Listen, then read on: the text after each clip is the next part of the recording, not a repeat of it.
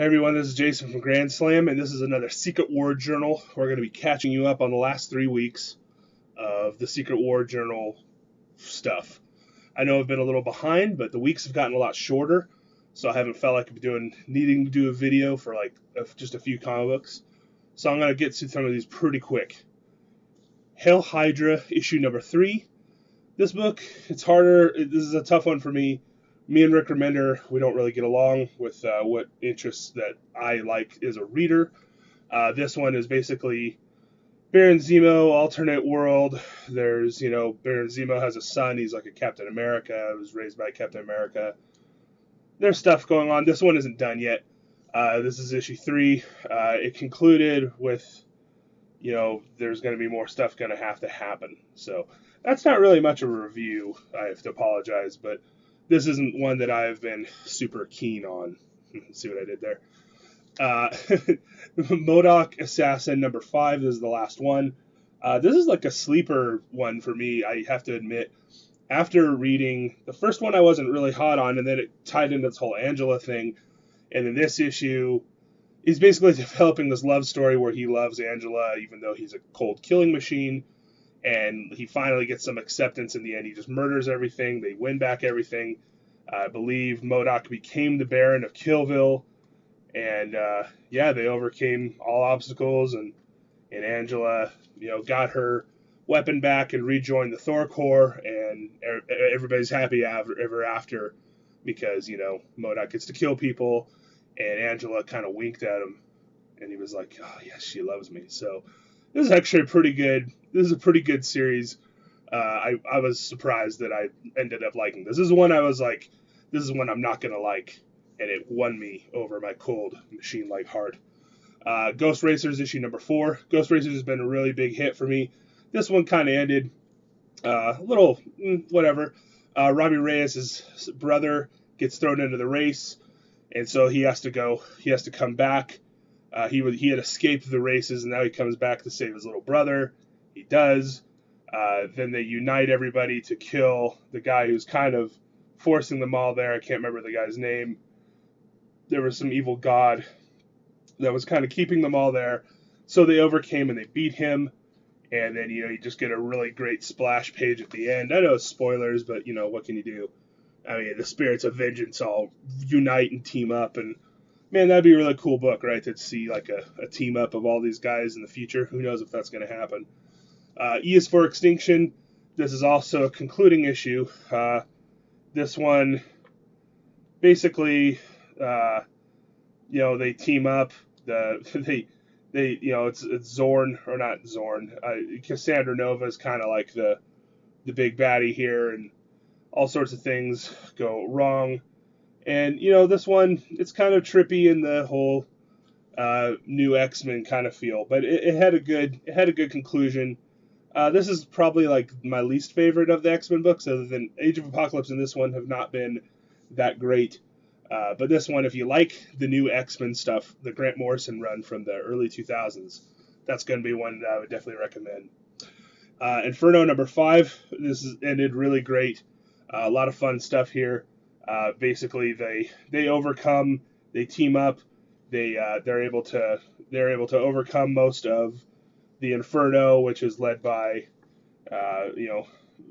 Ilyana Rasputin, who's gone all demon mode, Colossus is able to defeat her sister, and things kind of restore themselves here in the land of Inferno. And we think everything's all right, but it turns out in the end, Madeline Pryor is going to start inheriting the Inferno mantle from the whole Ilyana thing.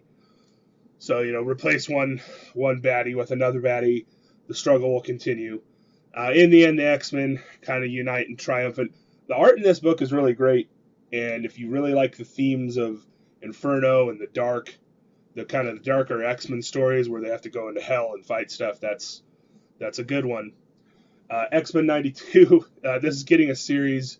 I'm a huge fan of this book. Just all sorts of great 90s gooey goodness. I believe in this one, there's mutants. This is a Cassandra Nova story. where they're having to deal with her, and she's like trying to turn the X-Men into her minions and good people, to keep them from being mutants. And then, of course, they are able to face her, and it's like on a psychic plane. Professor X shows up and battles with Cassandra Nova. They have to team up with Jean Grey. They have a really cool psychic world battle where there's Super Magneto and guns and just crazy stuff. And, Wolverine becomes a killing machine again after he's been brainwashed, and they overcome all this stuff. And they leave this in a world where Generation X is going to start up. So that's where this is going to go, is into a Gen X thing. And that's really cool, because if you ever read the Generation X book, it was a Jubilee Chamber, Monique. It was led by White Queen and Banshee. So I'm hoping to see more stories of that, because that book was very short-lived. I mean, it was fairly short-lived, but X-Men 92, it's definitely a throwback book for those of you who like the stuff from the 90s. So that was week number 20 that I just talked about. This is week 21 here. Only a few books came out this week. Spider Island concludes in a fashion where, everything is good. They have to overcome Flash Thompson is the hero in order to kill this big spider goddess person who's kind of possessed everyone. Flash has to give up his Agent Venom suit, and you use Venom to kill her, and then Flash dies very heroically, and then after that, Peter Parker becomes the mayor or the Baron of Spider Island, and of course they're going to try to rename it, and everybody's happily ever after in that world. So you have some people that are still corrupted with the whole spider god thing, and they have insect face and stuff. Flash Thompson, he's a hero. You can't dislike Flash Thompson. He's always been a hero for America and for spider people. 1602, really cool book, very flavorful. I love everything about Angela. I love the art in here. In this one, we conclude Angela fights the Enchantress, and she basically sacrifices herself to save Sarah. Sarah's been reduced to a skull, and in order to defeat the Enchantress, Angela has to become the Enchantress. And so with that, she becomes a fairy, a power of the Fae, which are obviously the people that they were hunting. And so she becomes their goddess. And then she restores Sarah back to her form. And then Sarah goes out into the world, and she talks to Christopher Marlowe, kills Christopher Marlowe, sort of, and then has Shakespeare write cool stories and plays about the fairy world and this kind of Midsummer's Night Dream. And there's, like I said, there's some Shakespeare references in a Marvel book about superheroes in this crossover event. Kieran Gillen did a great job. Once again, the art in here is superior. Marjorie Bennett also did. She did some writing as well. But Stephanie Hans, just great art, very painful. It's a well painted book, cool drawing. I've been a huge fan of all these 1602 books, so who knew that I would like it? Old Man Logan. So he goes over the wall, and like you're thinking, oh, he's going to face Doom, and in fact, he actually just runs into the X-Men. Who are the X-Men from the 616? And that's kind of bizarre, because that's really out of left field. Like, we didn't know just all the X-Men from the 616 were here, but they recognize him as Logan, who is dead. Like, he died really recently, about a year ago, in Death of Wolverine, and so they're dealing with that. And they're like, oh my god, this guy's dead. And then they start reading his mind. It's like, oh, he's been through all this bad stuff. He killed all the X-Men, all the stuff that we know about Old Man Logan. And he's like, well, I guess I'll hang out with you guys. And so it's kind of, they use the X-Men who are there are like, well, we're going to fight Doom. And then, there's this very vague, like, they kill Doom or they deal with Doom. We don't know, because we don't know how Secret War ends. But what we do know is on the other side, everything gets back to normal, except Old Man Logan is in the 616, or what we would call the normal Marvel Universe. So, obviously we know things are going to go back to normal. They still haven't explained anything, even though there's new number ones coming out. And so, at this point, it's basically just completely setting up Old Man Logan, a comic book that's going to be coming out. So, as far as the series goes, I don't really know. I mean, it's basically Wolverine running around Battleworld and experiencing things, and the art's beautiful. Everything about the art's great and the writing is fun, but I don't really know what this added to the whole Battleworld experience other than resurrecting Old Man Logan as Wolverine, because Wolverine is still encased in adamantium somewhere in the universe. So there you have it, Old Man Logan. Definitely check this out. Very cool book as far as art and writing goes.